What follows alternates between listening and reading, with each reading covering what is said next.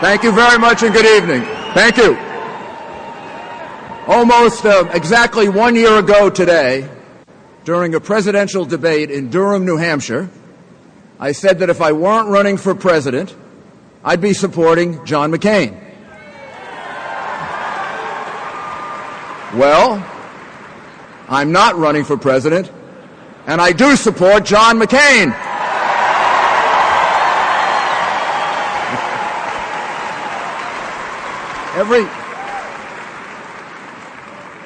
Every 4 years we're told that this presidential election is the most important in our lifetime.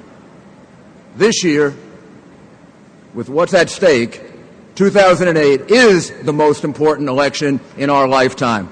And we better get it right.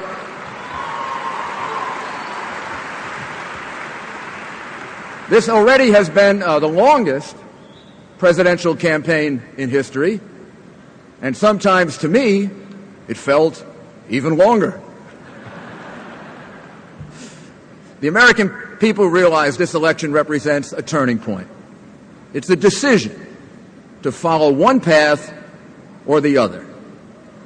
We, the people, the citizens of the United States, get to decide our next president.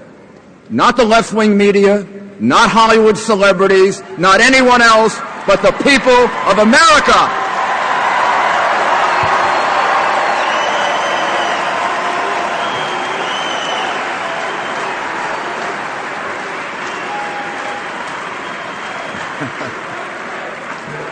That's right, USA.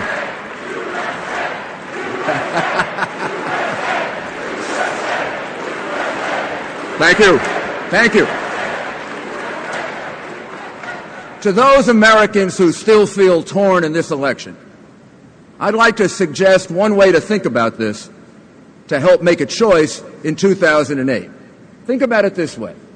You're hiring someone to do a job, an important job, a job that relates to the safety of yourself and your family.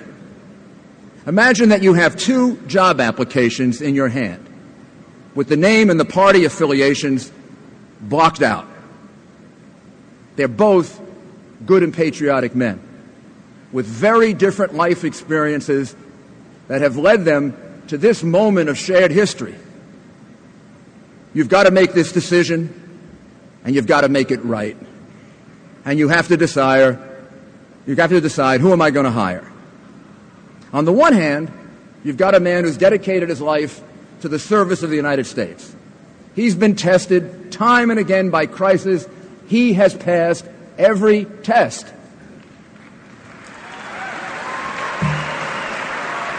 Even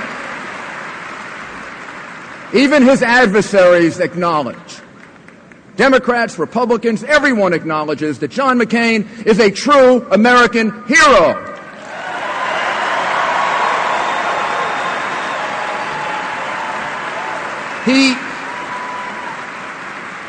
He loves America as we all do, but he has sacrificed for it as few do.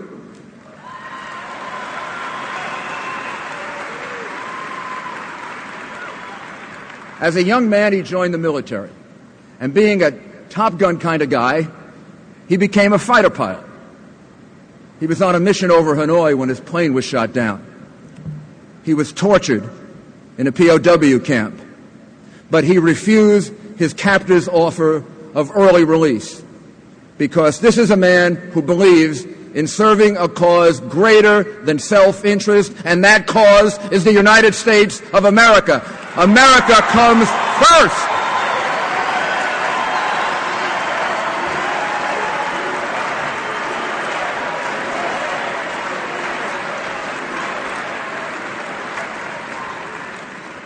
He has proved his commitment with his blood.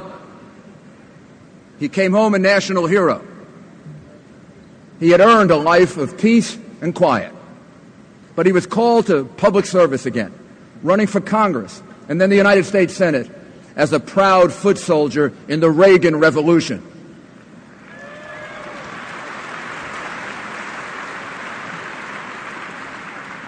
His principled independence never wavered.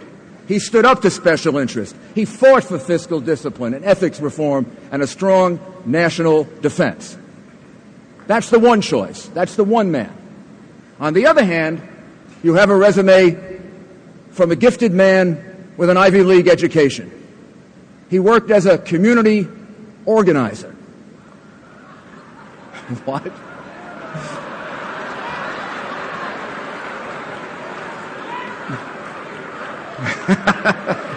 He worked. I said,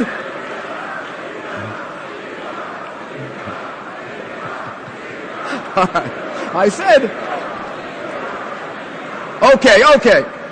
Maybe this is the first problem on the resume. He worked as a community organizer. He immersed himself in Chicago machine politics.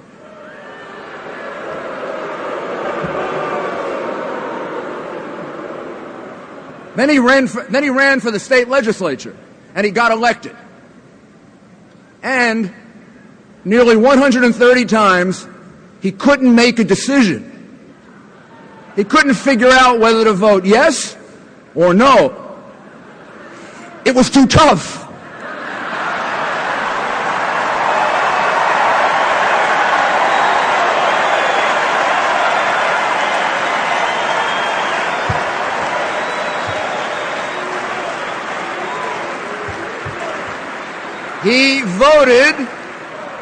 He voted present.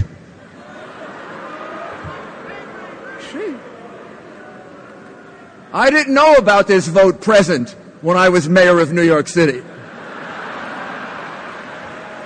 Sarah Palin didn't have this vote present when she was mayor or governor.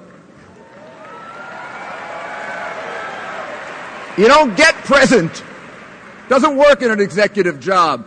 For President of the United States, it's not good enough to be present.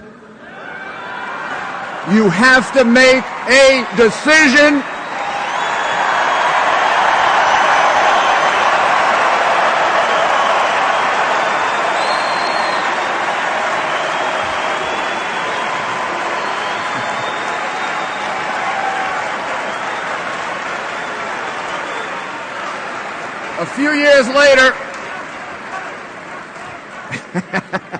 A few years later, he ran for the U.S. Senate.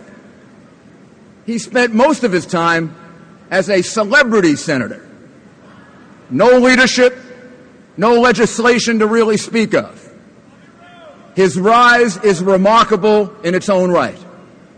It's the kind of thing that can happen only in America.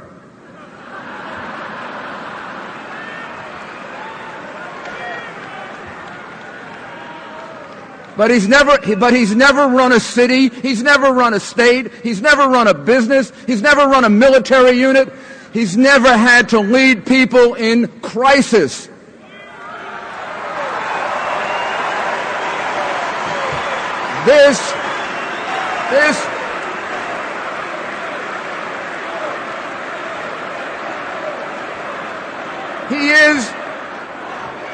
He is the least experienced candidate for President of the United States in at least the last 100 years.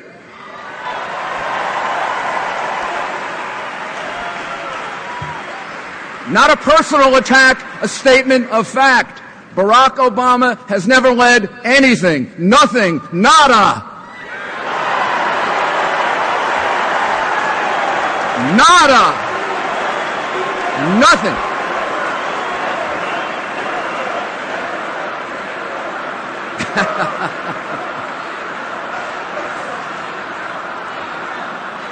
Well, the choice the choice in this election comes down to substance over style. John McCain has been tested, Barack Obama has not. Tough times require strong leadership, and this is no time for on-the-job training.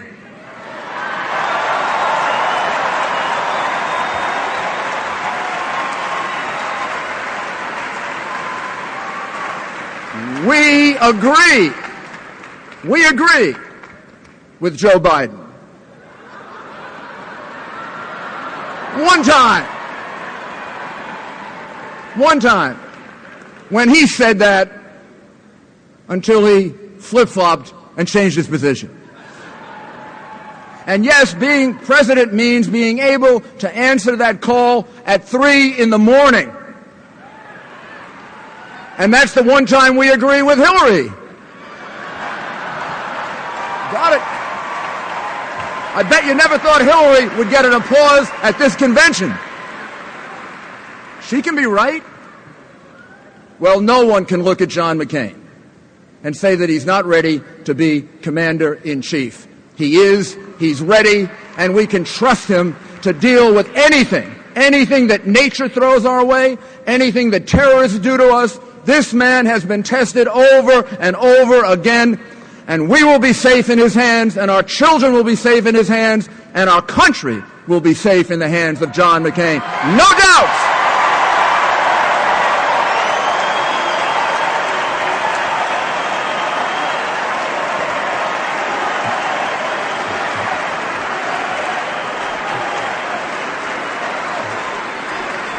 Well, I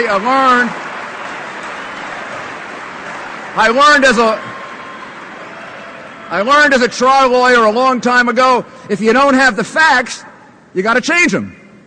So our opponents want to reframe the debate. They would have you believe that this election is about change versus more of the same. But that's really a false choice, because there's good change and bad change.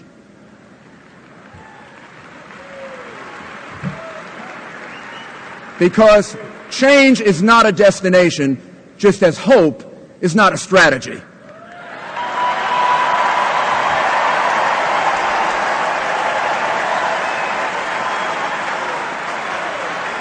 John McCain will bring about the change that will create jobs and prosperity. Let's talk briefly about specifics. John McCain will lower taxes so our economy can grow. He'll reduce government to strengthen our dollar. He'll expand free trade so we can be more competitive, and he will lead us to energy independence so we can be free of foreign oil.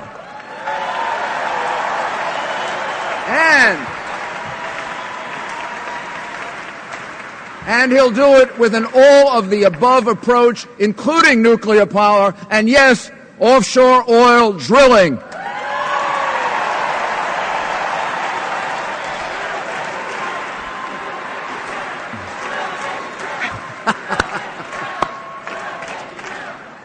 Drill, baby, drill. Drill, baby, drill.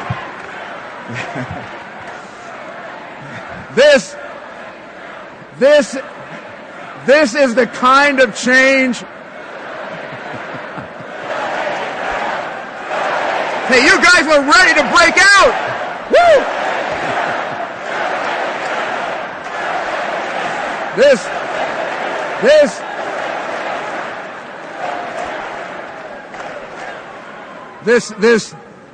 This and a lot more is the kind of change that will create growth, jobs, and prosperity. Not what they want to do. Tax us more, increase the size of government, increase tariffs, hurt jobs, send jobs elsewhere. We need John McCain to save our economy and make sure it grows, but we need him for a more important purpose. There's one purpose that John McCain understands, Republicans understand, that overrides everything else. John McCain will keep us on offense against terrorism at home and abroad.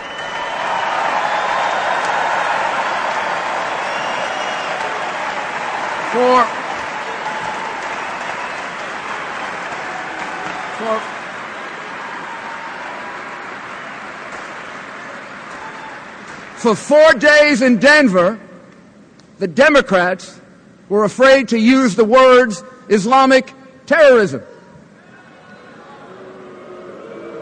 I imagine they believe it is politically incorrect to say it. I think they believe it will insult someone. Please tell me, who are they insulting if they say Islamic terrorism? They are insulting terrorists. of great concern to me during those same 4 days in Denver, they rarely mentioned the attacks of September 11, 2001. They are in a state of denial about the biggest threat that faces this country. And if you deny it and you don't deal with it, you can't face it. John McCain can face the enemy, he can win, and he can bring victory for this country.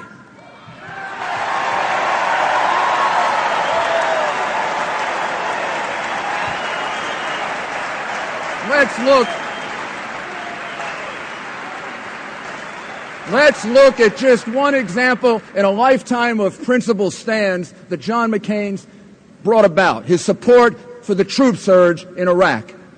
The Democratic Party had given up on Iraq. And I believe, ladies and gentlemen, when they gave up on Iraq, they had given up on America. The Democratic leader of the Senate said, and I quote, "This war is lost."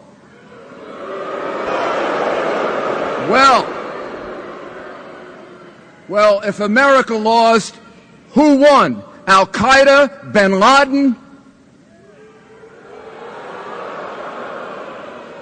In the single biggest policy decision of this election, John McCain got it right and Barack Obama got it wrong.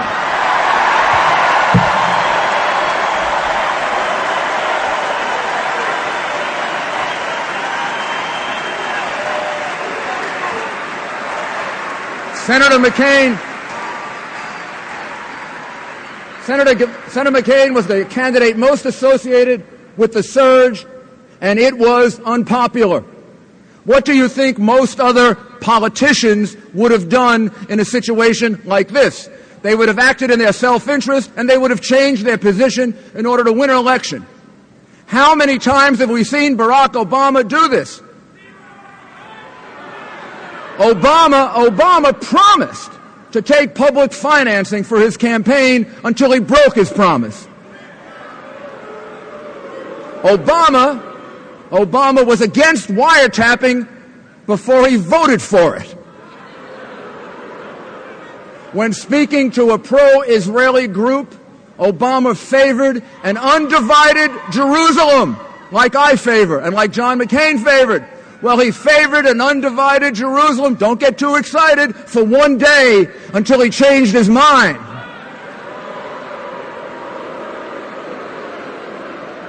Well, I'll tell you, if I were Joe Biden, I'd want to get that VP thing in writing.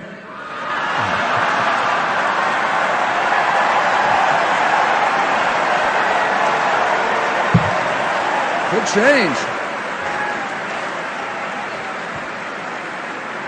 Our hero, our candidate, John McCain said, "I'd rather lose an election than a war." Why? Because that's John McCain.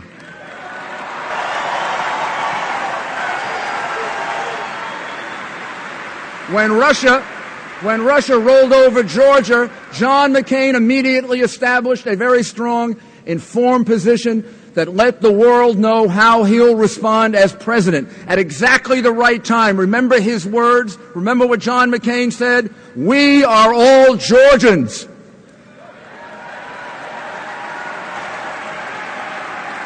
Obama's talk about judgment. Let's look at what Obama did. Obama's first instinct was to create a moral equivalency, suggesting that both sides were equally responsible. The same moral equivalency that he's displayed in discussing the Palestinian Authority and the State of Israel. Later, after discussing this with his 300 foreign policy advisors, he changed his position. And he suggested the United Nations Security Council could find a solution.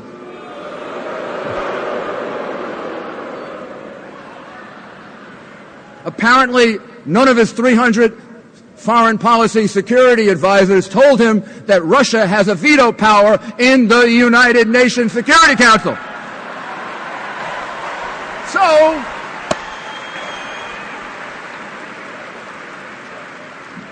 by the way, this was about 3 days later. So he changed his position again. And he put out a statement exactly like the statement of John McCain's 3 days earlier. I have some advice for Senator Obama. Next time, call John McCain.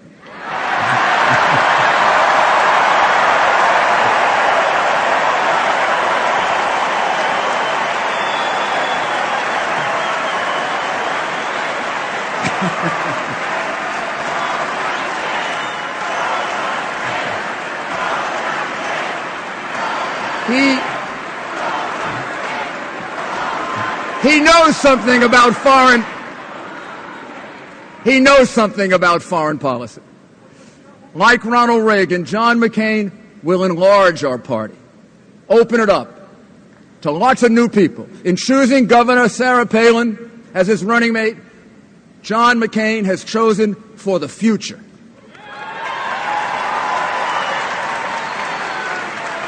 The other guy looked back, John looked forward. Governor Palin represents a new generation.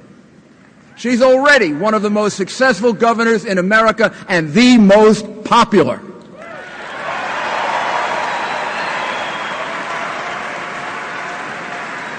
And she's already had more executive experience than the entire Democratic ticket combined.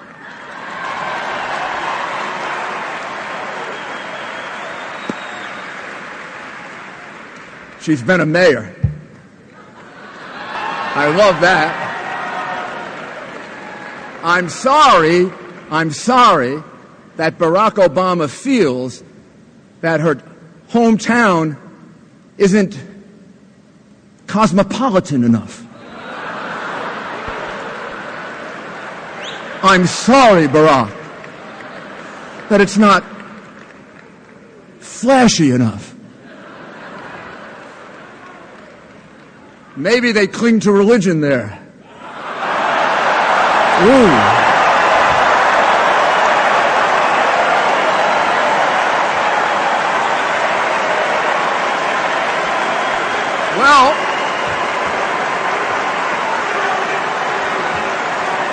Well, first day, as far as I'm concerned, the first day she was mayor, she had more experience as an executive than Obama and Biden combined. Then she became governor. She's reduced taxes. She's reduced government spending. She's encouraged more energy exploration. She's been one of the most active governors. She's been one of the most active governors in the country, and Alaska can be proud of having one of the best governors in the country.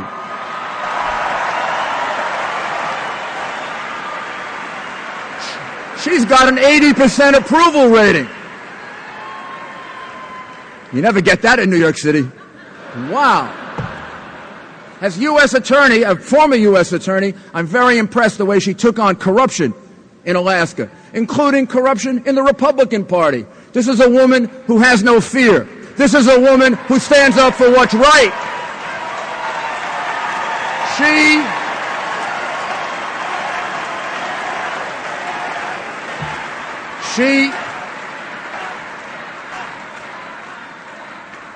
She is shaking up Alaska in a way that hasn't happened in maybe ever. And with John McCain, with his independent spirit, with his being a maverick, with him and Sarah Palin, can you imagine how they're going to shake up Washington? Woo! Look out! Look out! One final point. How dare they question whether Sarah Palin has enough time to spend with her children and be vice president? How dare they do that?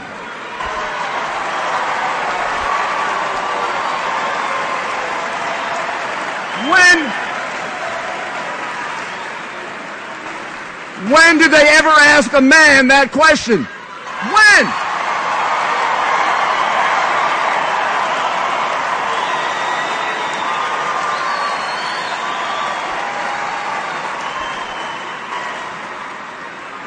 Well, we're at our best when we are expanding freedom. We're the party that has expanded freedom from the very beginning, from ending slavery to making certain that people have freedom here and abroad.